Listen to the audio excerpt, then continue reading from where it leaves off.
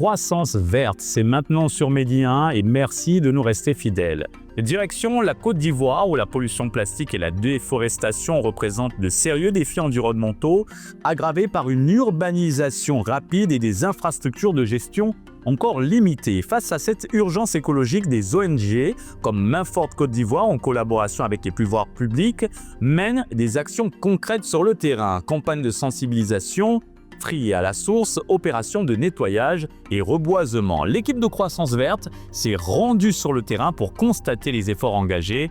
Leur compte rendu à suivre dans quelques instants dans notre reportage. Et pour approfondir notre réflexion sur ces enjeux environnementaux, nous sommes avec Alassane Diagne, consultant en éducation et gestion environnementale. C'est toujours un plaisir de vous recevoir sur ce Partagé et donc salutations à tous les téléspectateurs de Croissance Verte. Merci Monsieur Diagne et direction la Côte d'Ivoire. C'est un reportage signé Noam Karsinkati, Eva Sagna et Bachir Yazboudir. En Afrique de l'Ouest, près de 7 millions de tonnes de déchets plastiques sont rejetés annuellement dans l'environnement. En Côte d'Ivoire, cette pollution est aggravée par une urbanisation rapide et des infrastructures de gestion de déchets encore limitées. La déforestation, quant à elle, menace la richesse forestière ivoirienne, essentielle pour la régulation climatique et la préservation de la biodiversité. Face à ces défis, plusieurs ONG locales se mobilisent pour freiner ces phénomènes. L'ONG Main Forte Côte d'Ivoire œuvre depuis 2021 dans la sensibilisation à l'éco-responsabilité, la promotion de la salubrité publique et la protection de l'environnement. Cette activité s'inscrit dans le cadre de la célébration de la Journée mondiale de l'environnement, donc une activité internationale créée par les Nations Unies depuis 1972, donc qui a lieu chaque année le 5 juin. Et au niveau de la Côte d'Ivoire, puisque dans le seul mois de juin, il y a environ 4 journées internationales à célébrer, notamment la Journée mondiale de l'environnement, la Journée mondiale de l'océan, la Journée mondiale de la biodiversité, la Journée mondiale de la lutte contre la désertification. Donc toutes ces activités ont été inscrites par le ministère de l'Environnement, du Développement durable et de la transition écologique dans une quinzaine. Cette activité-là s'inscrit dans le cadre de cette quinzaine. Nous avons combiné 3 choses en même temps dans la seule activité. C'est pour ça que nous l'avons appelée journée écologique. Ces ONG collaborent avec des partenaires institutionnels tels que l'Agence nationale de gestion des déchets et la SODEFOR. L'objectif est de mener des actions concrètes telles que la campagne de sensibilisation, le projet de tri à la source, des opérations de nettoyage et des séances de plantation d'arbres. La promotion du civisme environnemental est une mission collective qui appelle à l'adhésion de tous. Sur le terrain, le réseau des acteurs pour la protection du climat en Côte d'Ivoire agit également pour lutter contre la pollution plastique et encourager des comportements durables. En menant ces actions, nous voulons mettre au centre le pouvoir citoyen. Le pouvoir citoyen, c'est l'action citoyenne. En fait, comme je le dis toujours, le gouvernement et toutes les institutions qui accompagnent l'environnement font des efforts, d'énormes efforts, de gros efforts. Mais tant que le citoyen ne prend pas conscience de son rôle, tant qu'il ne s'y met pas réellement, je crois que les résultats ne seront pas satisfaisants. Donc nous mettons l'accent sur le rôle du citoyen. Donc le rôle du citoyen dans les activités de l'environnement. C'est pour ça que nous travaillons beaucoup dans la sensibilisation, la formation des citoyens pour que chacun de nous, chaque citoyen puisse prendre conscience de la nécessité d'agir à son niveau. Nous parlons du pouvoir citoyen. Chaque citoyen est extrêmement important dans cette chaîne-là. On va vers la population. Nous nous déplaçons pour aller d'abord du cours en cours dans les rues et on approche de la population pour leur parler de comment il faut savoir mener à arranger le cadre de vie. Pour moi, ne pas jeter les ordures dans la rue. La rue n'est pas une poubelle. On va vers eux pour dire, les déchets que vous collectez, mettez-les dans les bacs. Ne les versez pas en dehors des bacs, ne salissez pas la ville.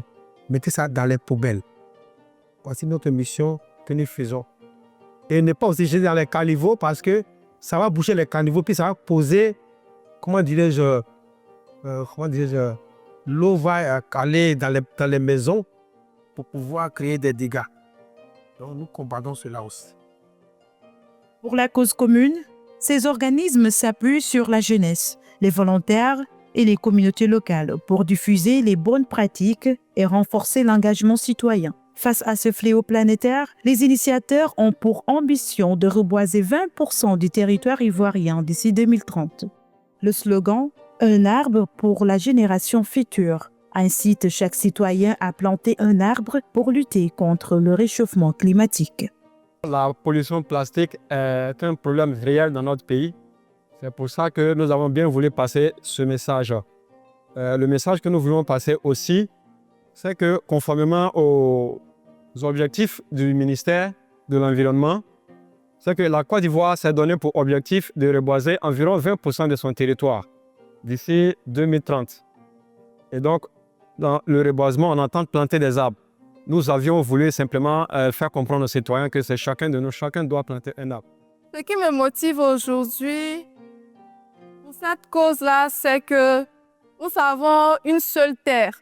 Nous avons un seul environnement, nous avons une seule nature. Donc si nous, d'abord, nous ne la protégeons pas, qui va le faire à notre place?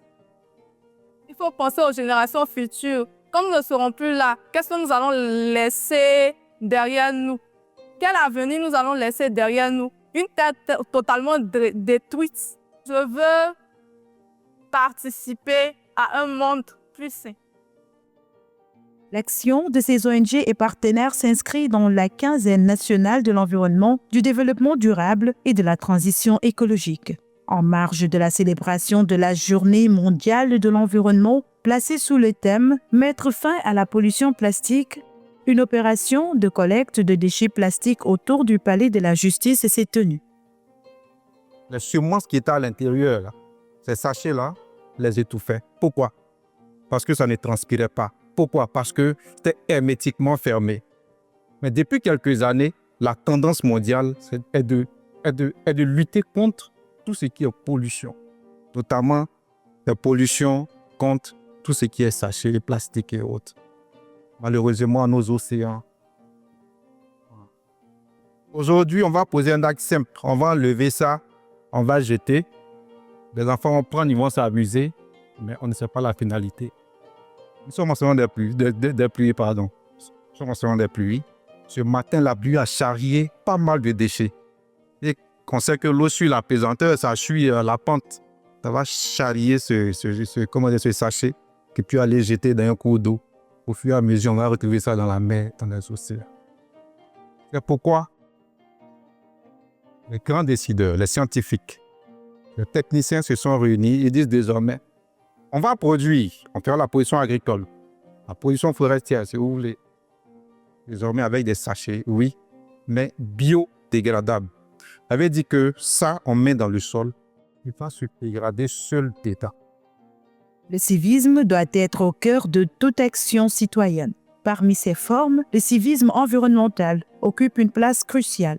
Le ministère ivoirien de la promotion de la jeunesse, à travers sa direction du civisme et de l'engagement citoyen, œuvre aux côtés de ces ONG pour sensibiliser la population au civisme environnemental.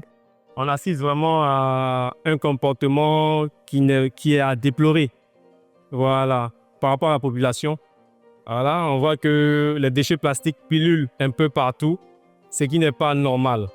Voilà, donc nous, main forte, nous sommes vraiment engagés à pouvoir résoudre ce problème-là, pour sensibiliser vraiment la population, pour lutter contre les déchets plastiques. Quand nous parlons de civisme environnemental, c'est que nous avons constaté l'incivisme environnemental. Il s'agit de quoi? Des populations, des individus, des personnes de la communauté qui ne prennent pas soin de leur environnement immédiat, qui laissent jonger les déchets, les sachets plastiques, les ordures, qui les jettent à n'importe quel endroit de la ville, qui ne prennent pas soin de les mettre dans des sacs poubelles qui ont été recommandés par le ministère de l'Environnement et à les mettre là où il faut pour que le service qui est chargé de collecter et de ramasser ces ordures vienne les prendre pour aller les mettre là où il faut. Ça, c'est de l'incivisme environnemental. Et nous sensibilisons toute la population pour qu'elle prenne conscience que le fait d'avoir un environnement propre et sain ne relève pas de l'engagement d'une seule personne, d'un groupe de personnes, mais de tous. Parce qu'un sac poubelle qui est jeté, qu'il sache aussi que les plastiques ne pourrissent pas. Quelle que soit la durée du temps, les plastiques, vous viendrez les trouver tels que vous les avez déposés. Et ça fait le nid aux maladies. Notre rôle est de dire aux uns et aux autres, prenons soin de notre environnement. Personne ne viendra le faire à notre place. Et c'est ça la responsabilité citoyenne. Et ça fait partie de nos missions. Encourager la population à s'engager, à donner un peu de temps, un peu de soi. Cette quinzaine nationale de l'environnement constitue une occasion privilégiée pour encourager les populations. Le thème de l'année, « Je suis un éco-citoyen », invite chaque citoyen à adopter des réflexes éco-responsables au quotidien. Le ministère a pour rôle d'abord de sensibiliser, d'éveiller les consciences. D'où le thème de cette année de la quinzaine, « Je suis un éco-citoyen ». Ce qui veut dire qu'il faut qu'on ait ce réflexe de pouvoir, dès qu'on sort de chez soi, savoir que partout où nous allons, on doit protéger la nature en tout temps. Même le petit mégot que vous devrez même utiliser, il faut chercher une poubelle à le déposer là-bas. Tout cela contribue. Si toutes ces personnes-là faisaient ce petit geste, je ne pense même pas qu'on allait même retrouver, ne serait-ce qu'une bichette même sur la route. Voilà. Donc le ministère, c'est ce qui peut faire la sensibilisation, à travers aussi des formations, à travers même des panels, à travers même des activités, surtout dans les universités, dans les écoles, aussi à travers des ONG. L'État aussi, à leur niveau, essaie de voir dans quelle mesure aussi. Tous ceux qui seront aussi disponibles à relayer aussi ces informations, aussi ces formations, bon, je pense que le ministère est vraiment prêt à les accompagner. À noter que la déforestation et la pollution plastique sont des menaces bien réelles en Côte d'Ivoire comme partout ailleurs en Afrique et dans le monde. Elles pèsent lourdement sur la santé humaine, environnementale et sur l'avenir des enfants. Mais ce combat pour un environnement sain n'est pas seulement réservé aux ministères et aux ONG. Il s'agit plutôt d'un devoir collectif.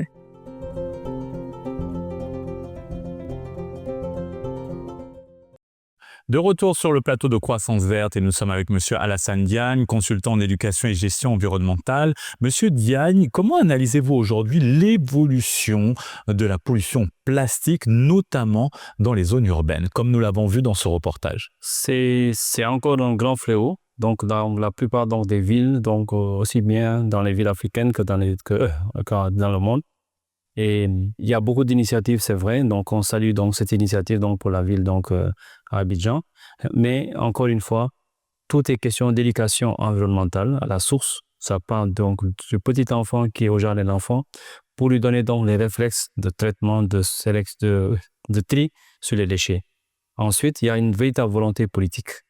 Donc, il faut un programme véritablement national qui intègre aussi bien les acteurs sociaux de la société civile, les ingénieurs, même c'est-à-dire ceux qui sont là dans la recherche et maintenant donc l'État.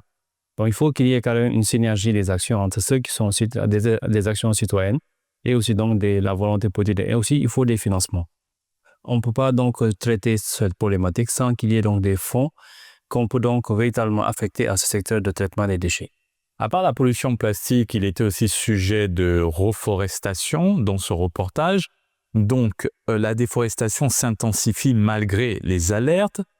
Selon vous, quelles sont les principales causes identifiées à ce jour de cette déforestation?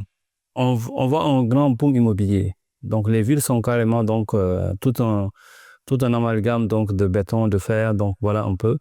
Dans beaucoup de projets immobiliers, même d'aménagement de certaines villes, il n'y a pas un programme carrément de reboisement. Donc, certaines villes sont devenues extrêmement chaudes parce qu'il n'y a pas d'arbres, il n'y a pas d'ombre. Il n'y a même pas des poches où on a essayé peut-être de faire de petites forêts à l'intérieur des villes. Et nous sommes aujourd'hui même dans une période très très chaude. Et je pense que même en Europe, ils en ont fait des prêts. C'est des milliers de personnes qui meurent. Donc, parce que déjà, ces températures ne sont pas supportables. Nous, en Afrique, on a quelque chose qui nous est facile. On a la possibilité de faire pousser nos plantes plus rapidement. Maintenant, il faut aussi donc organiser ça pour voir un peu quelle est aussi la tension hydrique au niveau des villes. Mais aujourd'hui, quand on voit sur ce reportage, cette lagune, ce plan d'eau, mais infesté donc de ces déchets plastiques, c'est extraordinaire. Dans ce reportage, on voyait un représentant des pouvoirs publics parler de l'implication des citoyens sur le plan du civisme, comment respecter et gérer ces déchets, comment amplifier l'implication des citoyens dans les opérations de nettoyage organisé et également sur un point de vue individuel. Tout commence par l'individu. L'individu est le premier producteur de déchets. Il faut travailler sur son comportement, sur son changement de comportement environnemental. Ça commence dans la maison, ça commence à l'école, ça commence dans l'entreprise, dans son quartier, et c'est toute cette chaîne jusqu'à ce qu'on arrive à la décharge. Donc là, et avant d'arriver à la décharge, il faut inculquer le principe du tri sélectif. Donc trier donc le plastique. Les déchets biodégradables, on peut les utiliser pour faire du compostage. Ça peut aider pour pouvoir donc reverdir donc les espaces, donc c'est de l'engrais vert. Les déchets aussi, même électroniques aussi, nous sommes tous, comme on dit, tellement liés au téléphone portable, à l'informatique, tout cela. Ça aussi, c'est un autre système de traitement. Donc, il faut vraiment qu'il y ait une caractérisation des déchets et qu'on sache maintenant quel est le dispositif de collecte qu'on va faire pour que ce qui peut être récupéré peut être récupéré, ce qui peut être recyclé peut être recyclé. Parce qu'aujourd'hui, nous sommes à une ère où il y a un lien entre environnement et donc réchauffement climatique. Ça veut dire que quand on a aussi donc cette propension à beaucoup consommer, mais aussi on a cette propension aussi à beaucoup jeter. Donc il faut qu'on sache, même en aval, même les entreprises qui produisent des produits qu'on doit consommer, il faut qu'on arrive aujourd'hui à leur fixer des normes très très strictes. Monsieur Diagne, à quel point l'éducation à l'éco-responsabilité est-elle cruciale dans les programmes scolaires aujourd'hui? Elle est fondamentale. Elle est fondamentale parce qu'on démarre au plus bas. Les enfants, on peut les organiser. Ici au Sénégal, une initiative même est aussi soutenue par la Société nationale donc ici de traitement des déchets qui crée des activités, qui crée des événements, la fête des déchets. Donc tout cela, c'est dans l'optique pour qu'on éduque. Donc les enfants, ça part du jardin d'enfants jusqu'à l'université et dans les entreprises et dans les foyers. Donc aujourd'hui, il faut qu'on organise cela. Il y a des acteurs donc sociaux, des acteurs culturels. Certains donc travaillent. Ils ont mis même en exergue un personnage donc, qui est en train de faire le tour des écoles pour éduquer. Certains ont créé même des jeux donc, pour pouvoir donc sensibiliser comme les jeux de société pour pouvoir donc faire en sorte que ce soit à caractère ludique, mais la prise de conscience, elle est donc vraiment consciente. Comment renforcer l'articulation entre les initiatives locales et les politiques publiques en termes de gestion de déchets, pollution plastique et déforestation? Vous savez, en cas pratique, rien que dans le quartier où j'habite, nous avons un terrain public, un espace public. Les premiers bénéficiaires sont ceux qui habitent autour. Mais lorsque ceux qui sont autour, jusqu'à une période courte, ils n'étaient même pas impliqués. C'est d'autres qui sont hors de ce périmètre, qui viennent, se mobilisent et nettoient. Maintenant qu'ils ont vu l'intérêt de faire cette activité-là, ça fait moins d'une semaine, ils ont commencé maintenant à prendre la responsabilité de s'organiser. Ils ont même créé une association pour la gestion du cadre de vie de ce terrain. Et là, je dis, c'est quelque chose à saluer. Maintenant, avec le soutien de la Société de traitement des déchets, ils ont fait en sorte de pouvoir bien nettoyer cet espace. Ça veut dire que de la maison, on sort dans la rue, on a une responsabilité. Ça veut dire qu'aujourd'hui, c'est l'individu lui-même qui doit commencer à prendre en charge cette problématique. L'accompagnement en logistique, c'est l'État. C'est-à-dire tout ce qui est dispositif en poubelle, dispositif en camion, aux normes. Et aussi, il faut la protection aussi donc de l'éboueur aussi. Tout cela, il faut donc aussi le prendre en connaissance. Aujourd'hui, nous sommes à un niveau où on doit faire en sorte que le contact direct avec les déchets ne doit plus être accepté. Donc, il faut qu'on éduque avant que l'on sorte les déchets, ils doivent être bien conditionnés et que l'éboueur aussi n'est pas donc affecté. Mais malheureusement, ce qu'on voit dans le système de traitement encore aujourd'hui, malheureusement, c'est ce contact direct avec toutes les particules. Nous avons déjà traversé cette histoire de Covid-19, mais si on doit maintenant avoir donc des problèmes de peste dans tout cela, c'est parce qu'il faut une salubrité. Et la salubrité, l'hygiène n'a pas de prix, c'est la santé. Donc le premier garant de la santé, c'est la salubrité, c'est l'hygiène. L'hygiène corporelle, l'hygiène dans la maison, l'hygiène dans l'alimentation et l'hygiène dans son environnement. Donc, il faut que les gens, qu'on leur donne véritablement cette éducation civique, citoyenne et aussi donc sanitaire. Donc, malheureusement, on a fait un glissement dans le système scolaire. Un élève qui vient mal peigné, on ne lui dit rien. Il ne sait même pas débarbouiller, on ne lui dit rien. Manger avec les mains, on ne se lave pas.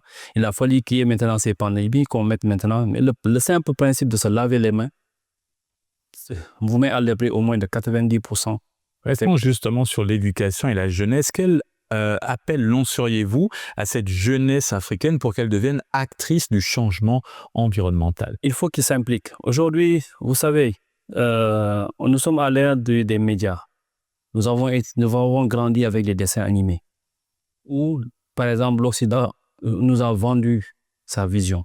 Nous aussi, nous avons la possibilité de produire aussi des éléments visuels qui permettent à ce que ces enfants-là, qui sont scotchés sur leur tablette, scotchés sur les télévisions, pour pouvoir avoir quelque chose qui leur parle. Mais qui leur parle pour leur dire que vous devez préserver votre environnement. Vous avez une nature. Aujourd'hui, lorsqu'on parle de reboisement, il faut aussi faire en sorte d'intégrer les arbres fruitiers. C'est-à-dire, ce n'est pas seulement des arbres ornementaux, mais des arbres fruitiers. Parce qu'on a aussi une question de problématique donc de confort alimentaire. Il y a tellement de carences, parce qu'aujourd'hui, même dans les villes urbaines, donc il n'y a pas. Donc, c'est des arbres fruitiers qui sont faciles donc à promouvoir. Et on peut donc arriver à ce que véritablement dans nos villes, qu'on ait carrément un lien entre la nature et l'individu. Si on coupe ce lien entre l'individu et sa nature, véritablement, ce sera donc beaucoup de conséquences. Et aujourd'hui, avec tout ce qui est changement, on voit même de nouvelles maladies qui reviennent. En effet. Parce que la température, certains microbes qui pouvaient encore rester en dormance aujourd'hui, parce qu'il y a maintenant le réchauffement climatique, c'est de nouvelles maladies qui reviennent.